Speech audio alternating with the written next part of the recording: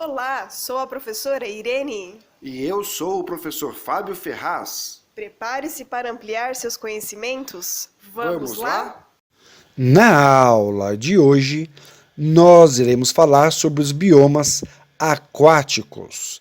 E os biomas aquáticos, eles vão se dividir em biomas de água doce, sendo representado principalmente pelos rios e lagos, e também nós temos os biomas aquáticos de água salgada, representado principalmente pelos mares e oceanos. Os biomas aquáticos de água doce também são chamados de liminociclo, enquanto que os biomas aquáticos de água salgada são chamados de talassociclo. Então, na aula de hoje, iremos passar um pouco sobre esses biomas aquáticos. Nesta imagem, nós temos aqui o mapa conceitual dos principais ecossistemas mundiais. Então, de forma geral, nós temos os biomas aquáticos e os biomas terrestres. Então, os biomas terrestres são aqueles que são encontrados desde o nosso Brasil até pelo resto do mundo. Então, os biomas brasileiros oficiais, nós temos o bioma Amazônia, Mata Atlântica, Caatinga, Cerrado, Pampas e Pantanal. E nós temos os biomas de transição, que seria a Mata de Araucária, que pertence à Mata Atlântica. Nós temos a Mata dos Cocais, que é um bioma de transição entre o bioma Amazônia, Caatinga e Cerrado, e nós temos os manguezais, que é um bioma de transição entre o ambiente marinho e o ambiente terrestre. Além disso, nós temos também alguns outros biomas espalhados pelo mundo, que seriam a tundra, taiga, desertos, florestas temperadas, florestas equatoriais, savana, pradaria e estepe. Então, de forma geral, nós temos os biomas terrestres de transição em relação ao ambiente marinho e terrestre, e nós temos os ecossistemas aquáticos, os biomas aquáticos. E este é o tema da nossa aula. Então, já relembrando que o sistema aquático, ele se divide em sistemas ou biomas marinhos, que são salgados, de água salgada, também chamados de talassociclo. E nós temos os ecossistemas aquáticos de água doce, chamados de liminociclo. Os de água doce são representados pelos rios, lagos, reservatórios, córregos, enfim, as águas doce. Enquanto que as águas salgadas são representadas pelos oceanos e mares. E aqui nesta imagem nós temos os biomas oficiais terrestres brasileiros. Bioma Amazônia, bioma Cerrado, bioma Caatinga, bioma da Mata Atlântica, bioma do Pampa e bioma do Pantanal. Então, basicamente, esses são os biomas principais mundiais. E nós vamos hoje estudar os biomas aquáticos. E vamos, nesse slide, definir de forma objetiva e rápida o conceito de mar e oceano e de rios e lagos. Então, quando falamos de mar e oceanos, estamos falando das águas salgadas, também chamadas de talassociclo. E quando falamos de rios e lagos, estamos falando de água doce, ou liminociclo. As águas salgadas, como oceanos e mares, nós podemos, de forma geral, dizer que são sinônimos entre si, onde a diferença está na quantidade de volume de água e de profundidade de água. Então, os mares seriam oceanos pequenos, podemos assim dizer. Então, as regiões com pequeno volume de água e pouca profundidade, nós chamamos de mares. Já quando eu tenho um ambiente de água salgada, com muito volume de água e uma profundidade grande, chamamos de oceano. Então, os mares se diferem dos oceanos quanto à dimensão e localização geográfica. Enquanto os oceanos cobrem grandes extensões e envolvem toda a massas continentais, os mares são considerados como parte dos oceanos, ocupando áreas mais reduzidas e com menores profundidades. Já em relação aos rios e lagos, podemos dizer que os rios são águas doces com corrente de água, ou seja, com movimento constante. Já os lagos seriam águas doces, porém represadas, geralmente paradas. Então, os rios nada mais são do que cursos de água que correm devido à lei da gravidade, de um relevo mais alto para um relevo mais baixo. Os rios geralmente seguem seu caminho em direção a outros rios, lagos ou até mesmo o mar. Quase todos os rios do Brasil são pluviais, ou seja, são alimentados pelas águas das chuvas. Grande parte dos rios do Brasil desaguam nas águas do mar. Os rios brasileiros são muito utilizados para a geração de energia elétrica, as famosas hidroelétricas. Então, nesta outra imagem, nós temos aqui a formação do ciclo da água. Então, basicamente, a água ela evapora, que é um processo natural. Com a evaporação da água, forma-se o vapor de água. Quando chega mais ou menos na região das nuvens, existe o núcleo de condensação que vão resfriar esse vapor de água e vai devolver esta água para o nosso solo através da chuva, que nós vamos chamar de precipitação. Então, com essa precipitação, com a chuva dessa água, com a chuva, né? Ou seja, a formação da água líquida, esta água cai em superfícies maiores, em relevos maiores, chamados de montanhas ou planaltos, sendo as montanhas superfícies mais altas e planaltos mediana. Ao cair nessas montanhas e planaltos, essa água ela escorre, ela é levada até as regiões mais baixas da Terra, né, do planeta, do solo. Então, esta condução da água em regiões maiores para regiões menores vai formar uma corrente de água. Essa corrente de água nós vamos chamar de rio. Então, este rio nada mais é do que essa água sendo carregada das regiões maiores, dos relevos maiores, como montanhas, até as planícies, que seriam regiões menores em relação aos relevos, até se desembocar nos oceanos e mares. Nesse percurso, nós temos as nascentes, onde formam-se os rios, nós temos a foz, onde essa água do rio acaba, né? E nós temos esse percurso, esse corpo do rio, que nós chamamos de leito do rio. Nós temos aqui os lagos, que pode ser formado desde a precipitação e uma área geralmente isolada, como lagos também formados através do rio. Então este rio vai ter os seus canais, né, as suas ramificações. Essas ramificações vão formar o lago, que de repente pode, com parar da chuva, secar esse caminho. Então a água agora vai ficar represada. Então é uma forma de formar o lago, ou direto da chuva em áreas já empoçadas, ou através do leito do rio, porém depois esse rio vai secar, entre aspas, essa ramificação, isolando a água.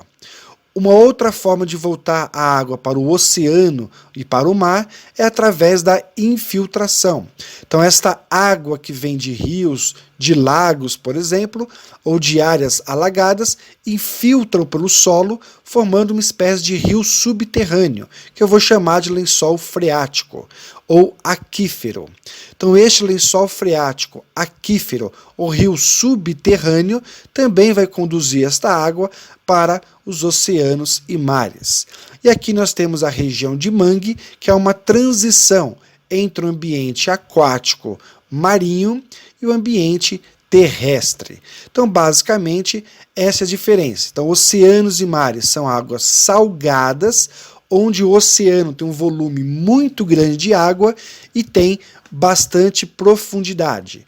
Os mares geralmente seriam uma parte do oceano com menor volume de água e menor profundidade.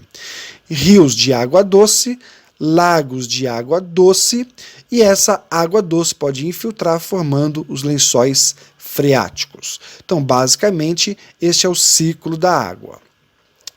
E aqui nós temos nessa imagem a hidrosfera de forma geral, ou seja, a água do nosso planeta Terra. Podemos, de forma geral, dividir a hidrosfera em águas oceânicas ou águas salgadas, que vai formar os próprios oceanos, os mares e as regiões praianas, que formam as ondas. E nós temos as águas continentais, que são as águas formadas no nosso solo de forma geral, que são as águas doces. Essas águas continentais ou águas doces podem ser representadas principalmente pelos rios, lagos e geysers, sendo esses geysers aquelas águas que saem do solo, que iremos explicar no próximo slide.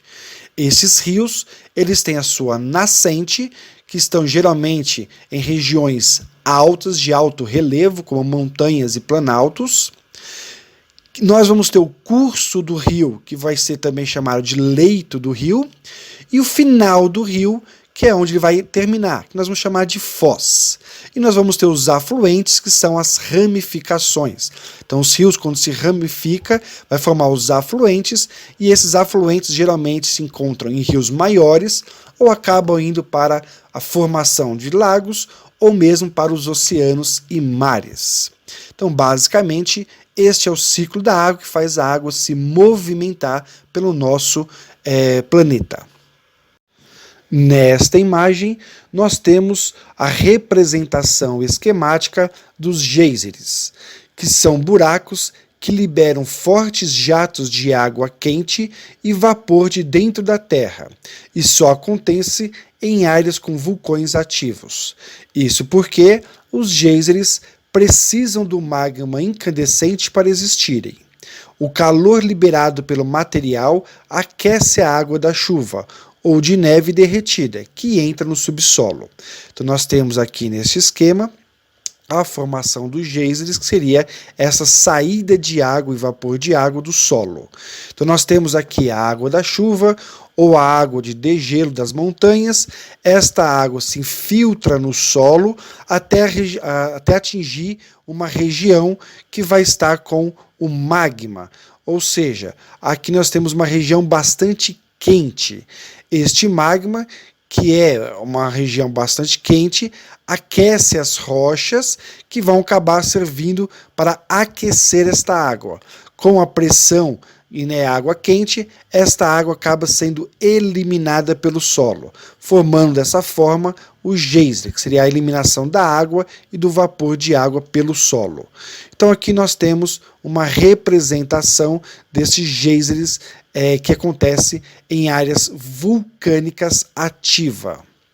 E aqui do lado nós temos mais uma vez o funcionamento do rio e dos oceanos. Então aqui nós temos a chuva, a precipitação que cai na região de montanhas.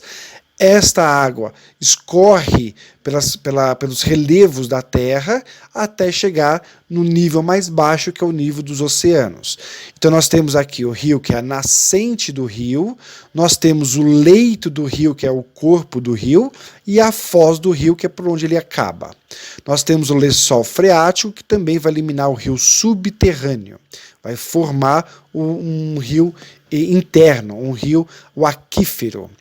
Nós temos aqui o lago, que pode ser formado a partir de ramificações do rio, ou mesmo lago através da chuva em regiões que já estão previamente alagadas. Então, basicamente, este é o ciclo da água. Lembrando que a água se evapora, os seres vivos transpiram através da evaporação do suor, da transpiração da água ou da evaporação da água, forma-se de novo o ciclo da água. E nós temos aqui nesta imagem a formação do relevo, apenas para contextualizar. Então, de forma geral, relevos seriam as estratificações da crosta terrestre. Então, nós temos as chamadas planícies, que seriam as regiões mais próximo do nível do mar. Se eu tenho uma região que é maior, eu vou chamar de planalto. Se eu tenho uma região muito maior em relação ao nível do mar, eu vou chamar de montanhas. Então, geralmente, a chuva cai sobre a montanha e aí a água é levada até o mar através do rio que vai se formar nessa região. Então, montanhas são as regiões altas em relação ao nível do mar, planalto as regiões mediana e planícies as regiões mais próximas do nível do mar. E aqui nós temos mais uma forma de ver esses relevos. Então, planícies são regiões próximas ao nível do mar, planalto são regiões mais elevadas e as montanhas são regiões bem elevadas. Então, a chuva cai nessas regiões, aí forma um córrego, né? Vai formar um rio nessa região. Este rio vai ser conduzido até a região de mar e oceano, por exemplo. Então aqui nós temos a formação dos rios, oceanos, mares e lagos. De forma geral, nós podemos classificar os seres vivos na água a partir da sua locomoção.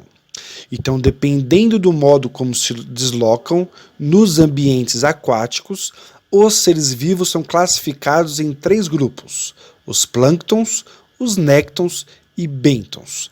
Então, de forma bem objetiva, em relação aos plânctons, são aqueles seres vivos que não têm locomoção própria, portanto, segue a correnteza. Então, geralmente são aqueles seres vivos que ficam na superfície das águas.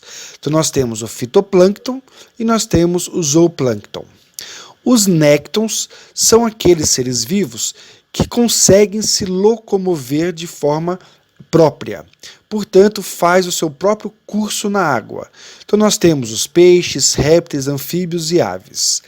E nós temos os tipos bêntons, que são aqueles seres vivos que geralmente vivem fixo ao solo dos oceanos e mares e lagos, né, e rios, ou vivem não necessariamente fixos, mas restrito a esta área, consegue se locomover de forma geral bem colado ao solo. Então nós temos como principais representantes a estrela do mar, as algas, ouriço do mar, alguns crustáceos que acabam se locomovendo fixos ao solo. Então, na superfície da água, nós temos os plânctons. Na região mediana da água, nós temos os néctons. E na região do solo da água, nós temos os bêntons. Então, nessa imagem, nós temos aqui. Os plânctons são aqueles seres vivos que não possuem locomoção própria e podem ser subdivididos em 2 grupos, o fitoplâncton e o zooplâncton. Então, etimologicamente, esta palavra plâncton significa instáveis, ou seja, então são aqueles seres vivos que vivem na superfície das águas, que não são capazes de promover sua própria locomoção, então eles, entre aspas, andam na água conforme a correnteza os guiam. Então, se bate o vento para um lado, eles vão seguindo para o lado do vento, se vem a onda, vai partir para o lado da onda. Então, na verdade, esses seres vivos não conseguem controlar para onde vão dentro da água. A própria água é que os levam para um lado e para o outro. Então, sendo assim, não possuem estrutura de locomoção, ou quando as têm, elas são muito rudimentares, primitivas. Por serem organismos flutuantes, os seres planctônicos são levados pelas correntezas. Esses minúsculos seres vivos possuem um importante papel na cadeia alimentar, uma vez que são fonte de alimento para vários peixes e demais animais aquáticos. Como nós falamos, nós temos este plâncton sendo dividido em fitoplâncton e zooplâncton. Então, fitoplâncton seriam esses seres vivos mais vegetais, ou seja, capazes de fazer a fotossíntese, ou chamados de autótrofos. E o zooplâncton, zoo vem de animais, são seres vivos mais voltados para o lado animal, ou seja, não fazem fotossíntese, e por isso são chamados de heterótrofo. Então lembrar que fotossíntese nada mais é do que uma forma de produzir açúcar, produzir alimento, que seria a glicose, através do gás carbônico, da água, da luz solar. Então ele vai pegar luz do sol, gás carbônico e água, vai transformar em açúcar, que é a glicose, água e gás oxigênio. Esse gás oxigênio ele leva para fora. E temos que ter como importância o seguinte, que o fitoplâncton ainda tem outro importante papel para a manutenção da vida na Terra: a produção de oxigênio. Grande parte desse gás, essencial para os seres vivos, é produzido pelos plânctons que vivem nos oceanos, rios e lagos. Então, quando falamos de pulmão do mundo, entre aspas, porque o pulmão não tem mundo, mas se tivesse um pulmão do mundo, o verdadeiro pulmão do mundo não é a floresta amazônica, mas sim as algas, principalmente as algas marinhas. E esses fitoplânctons são basicamente formados por algas e bactérias que são capazes de fazer a formação da fotossíntese. Então essa fotossíntese vai liberar o gás oxigênio. Esse gás oxigênio ele é jogado na água. Por ser um gás, ele se sai da água, fica no ambiente, no ar, e o vento faz com que esse oxigênio seja conduzido para todo o planeta Terra. Então, se existe um pulmão do mundo, este pulmão seriam as algas marinhas, que podem ser tanto do fitoplâncton, como também as algas marinhas bentônicas. Então, os verdadeiros pulmões do mundo, se é que tem, são as nossas algas e não a floresta amazônica. A floresta amazônica produz muito oxigênio, sim, mas como tem muitos seres vivos que vivem na floresta amazônica, a quantidade de oxigênio produzida é consumida. Então, na verdade, não sobra oxigênio na floresta amazônica para alimentar todo o planeta. Já no caso das águas, o oxigênio produzido é muito grande, os animais que vivem lá não consomem todo esse oxigênio, ele acaba saindo da água, ficando na atmosfera e sendo distribuído pelos ventos para todo o planeta Terra. Então, o pulmão do mundo, se é que tem, seriam as algas do nosso planeta. As algas principalmente marinhas, do fitoplâncton, como as algas bentônicas. E nós temos também, em relação aos plânctons, que são os fitoplânctons, que aqui estão representados, que seriam principalmente as algas unicelulares. Então, nós temos aqui as algas do fitoplâncton, que são as principais produtoras de oxigênio, ou uma das principais produtoras de oxigênio do nosso planeta Terra. E nós temos os zooplânctons.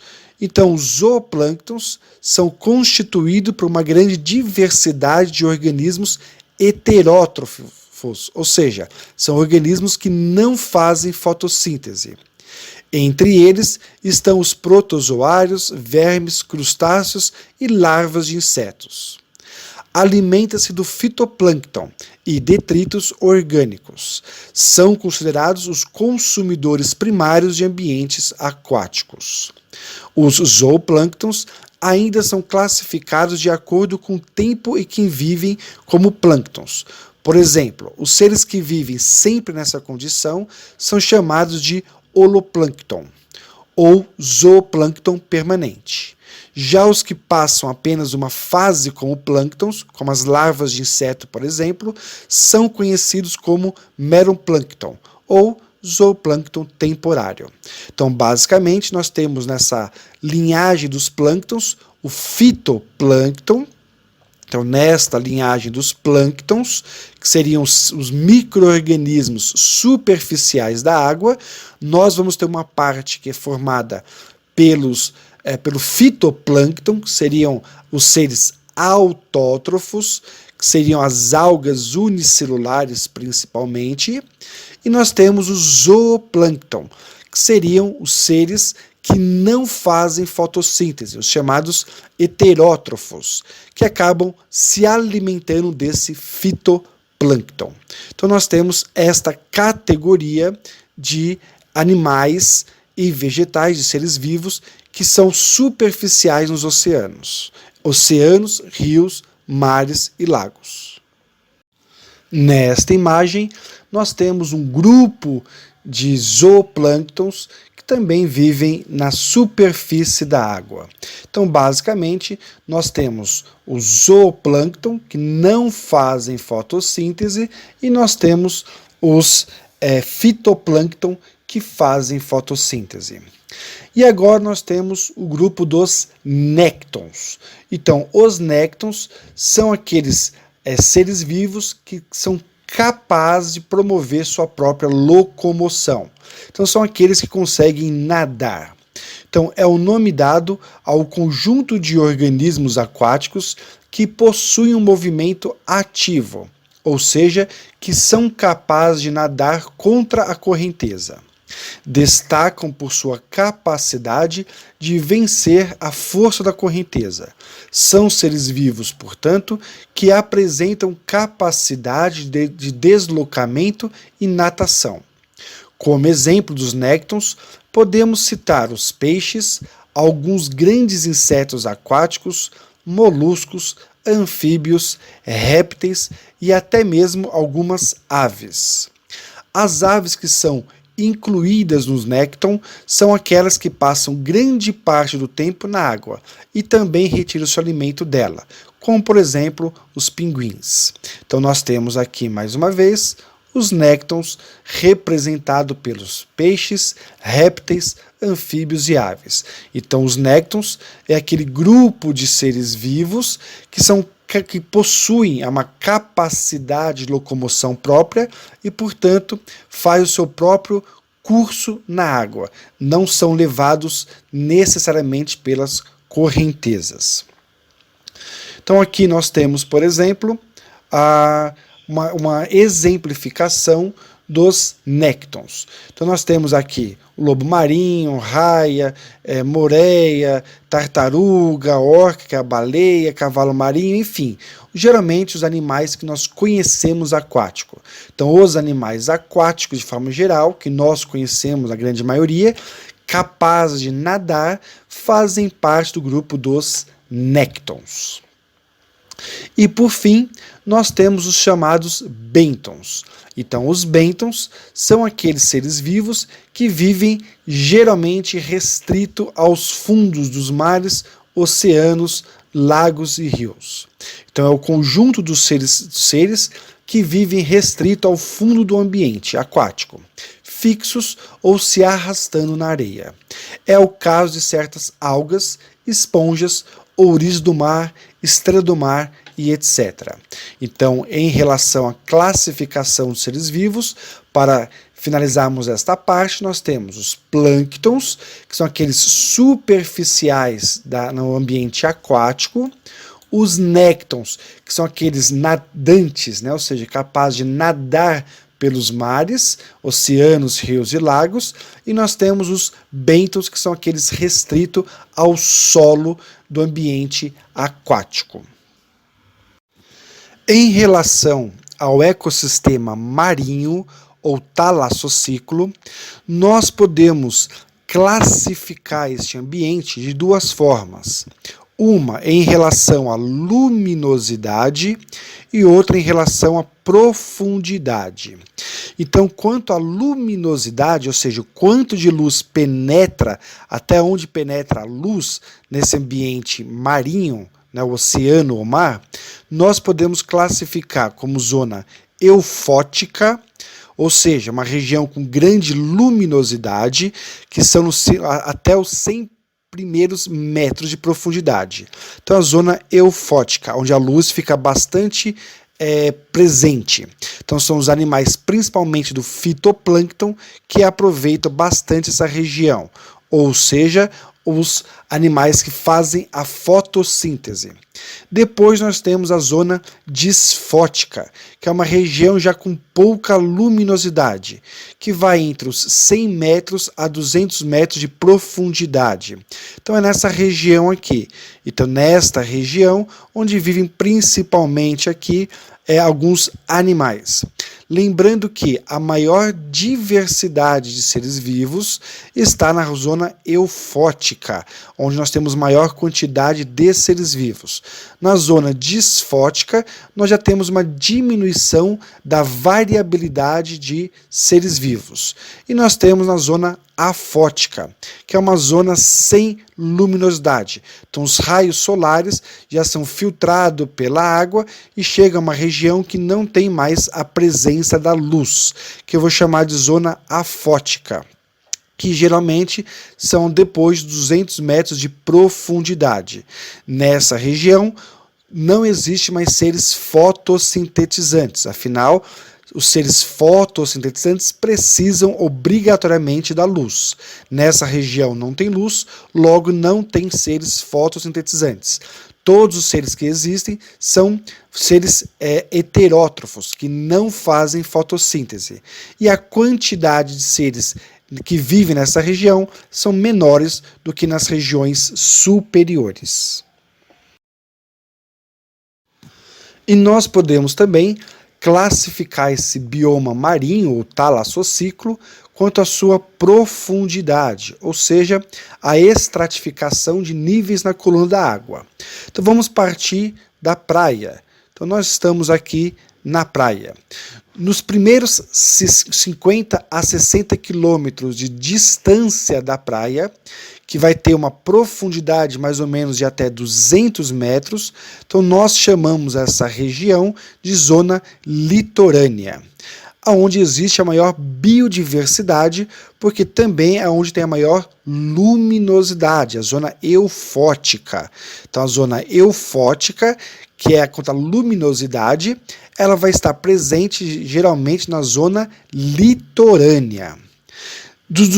A partir dos 200 metros até os 2.000 metros de profundidade, né, que vai equivaler mais ou menos a mais de 60 quilômetros da costa, né, da praia, nós vamos chamar a zona nerítica, onde já começa a ter menos luminosidade e, como consequência, menor variabilidade de seres vivos.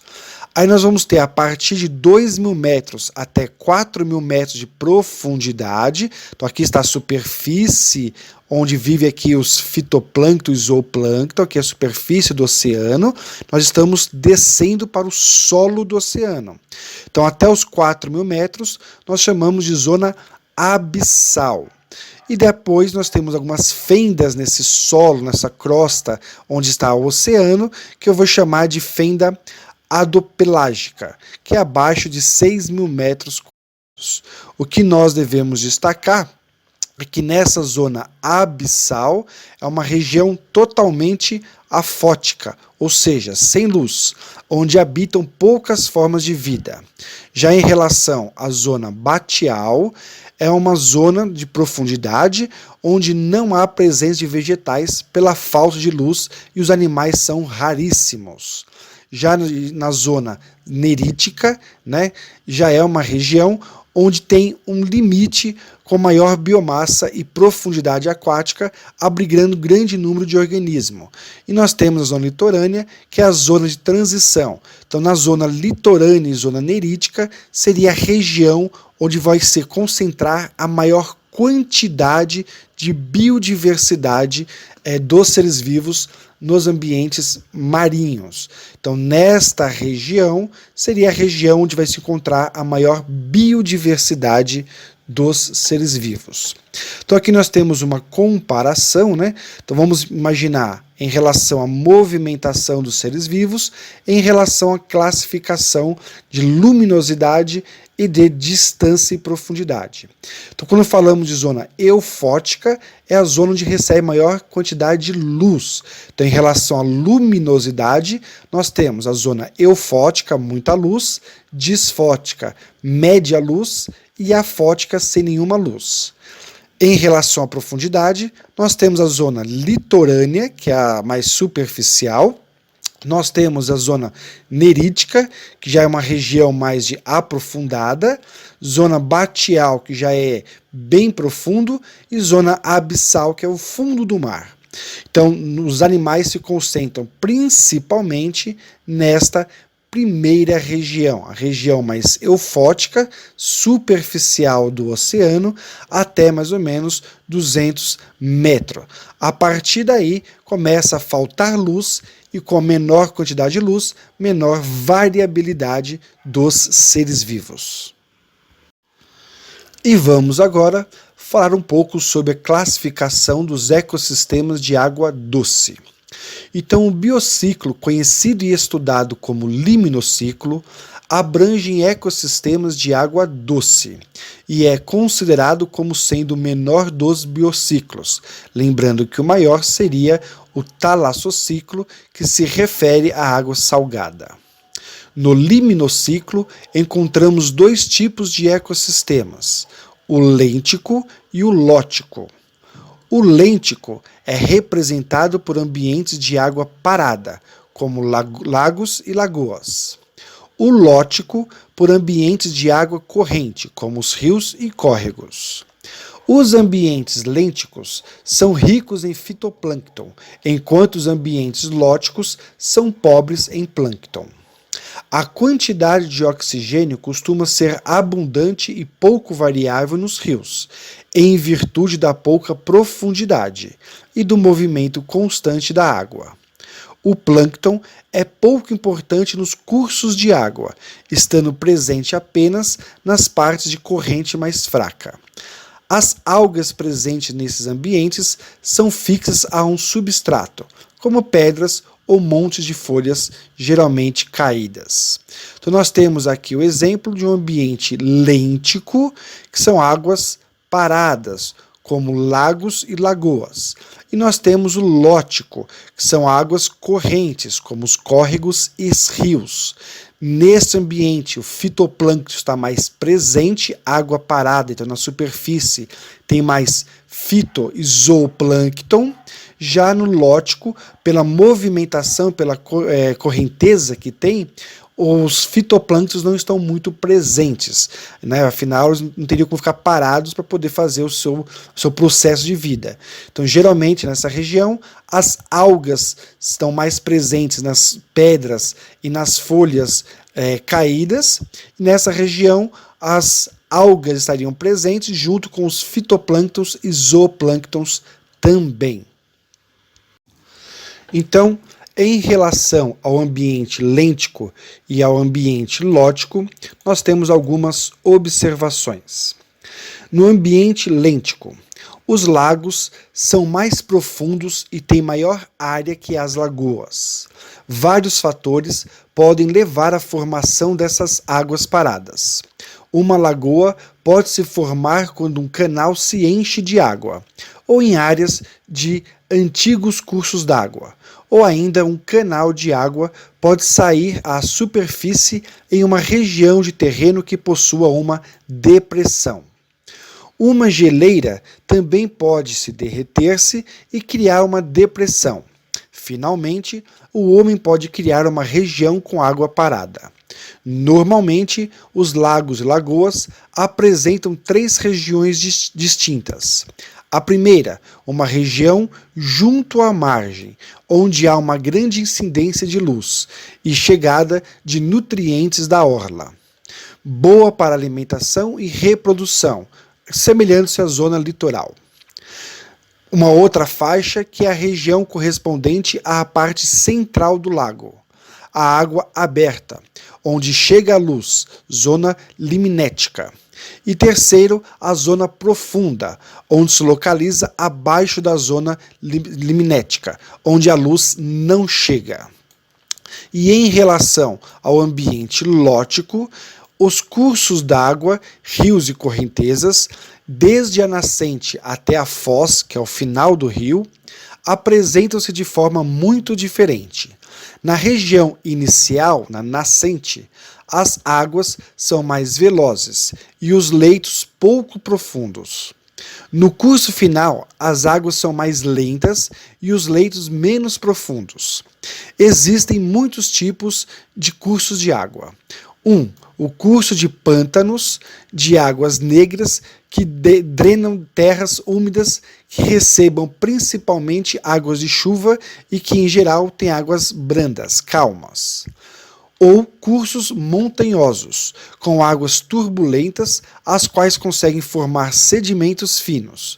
Quando as águas alcançam as terras baixas, sua velocidade diminui e os sedimentos se depositam, inundando regiões e possibilitando o crescimento de plantas de terra úmida.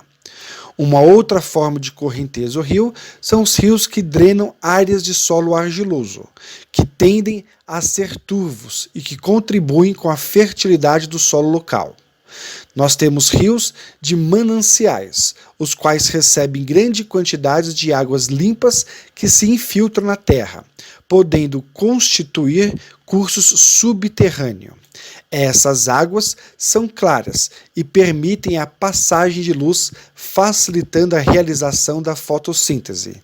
E por fim, nós temos os rios de maré, que correm para o mar e sofrem os efeitos das marés nas regiões mais baixas.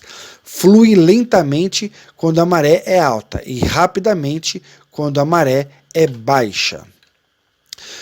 Em relação à dinâmica dos ambientes lênticos, os lagos e lagoas ainda são ocupados por vários tipos de consumidores, como anfíbios adultos e suas larvas, crustáceos, larvas de peixes e insetos, pequenas criaturas herbívoras que só comem vegetais, plantas. Também são encontradas bactérias que não utilizam o oxigênio para realizar seu metabolismo, chamadas de bactérias anaeróbias, já que na zona profunda a luz é pouco disponível. Pássaros, cágados, que são uma espécie de tartarugas, né? E grandes predadores vão e vêm dos lagos e lagoas. O nível da água cai e se eleva naturalmente dentro de alguns limites, ajudando a manter a diversidade do ecossistema aquático e prevenindo a concentração excessiva de nutrientes.